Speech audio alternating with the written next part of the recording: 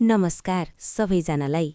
आजको भिडियोमा हामी झुकाव, स्लोप र यसको अर्थबारे सिक्नेछौँ।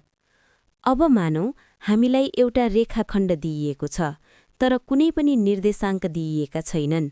यस्तो अवस्थामा पनि हामी झुकाव पत्ता लगाउन सक्छौँ। झुकाव पत्ता लगाउनका लागि हामी ग्रिड रेखाहरू कोर्छौँ, ताकि रेखा कति माथि वा तल जान्छ, जसलाई राइज भनिन्छ, र कति बायाँ वा दायाँ जान्छ, जसलाई रन भनिन्छ। यी राइज र रन गणना गर्नको लागि हामी ग्रिड रेखाहरू कोर्छौँ। चरण 1, रेखाखण्डमा रहेका कुनै पनि दुई स्पष्ट बिन्दु छान्नुहोस्, जसलाई गन्न सजिलो होस्। यी बिन्दुहरू रेखाको जुनसुकै ठाउँमा हुन सक्छन्, तर गन्न सजिलो हुनुपर्छ।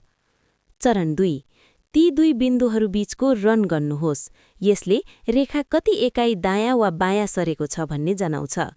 चरण 3, ती दुई बिन्दुहरू बीचको राइज गर्नुहोस्। यसको अर्थ रेखा कति एकाइ माथि वा तल गएको छ भन्ने हो। चरण 4, झुकावको सूत्र प्रयोग गर्नुहोस्। झुकाव बराबर राइज भागे रन। यसमा झुकाव 2 हुन्छ। कृपया ध्यान दिनुहोस्, राइज र रन गन्न सुरु गर्न कुनै पनि बिन्दुलाई सुरुवाती बिन्दुका रूपमा छान्न सकिन्छ। यदि रेखा बायाँबाट दायाँ जाँदा माथितिर जान्छ भने झुकाव धनात्मक हुन्छ। यदि रेखा बायाँबाट दायाँ जाँदा तलतिर जान्छ भने झुकाव ऋणात्मक हुन्छ।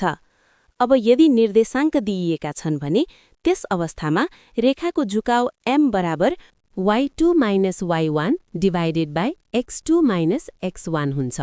यदि तपाईले यस बिन्दुलाई सुरुवाती बिन्दुका रूपमा लिनुभयो भने त्यस अवस्थामा झुकाव -3/2 हुन्छ।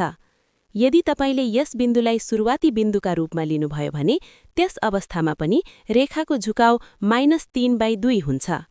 साथै झुकाव भनेको रेखाले धनात्मक x अक्षसँग बनाउने कोण थीटाको ट्यान्जेन्ट पनि हो। समकोण त्रिभुजमा यो झुकाव p र b को अनुपात हो। यसरी झुकावलाई 3 वटा फरक तरिकाबाट बुझ्न सकिन्छ। भिडियो हेर्नुभएकोमा धन्यवाद।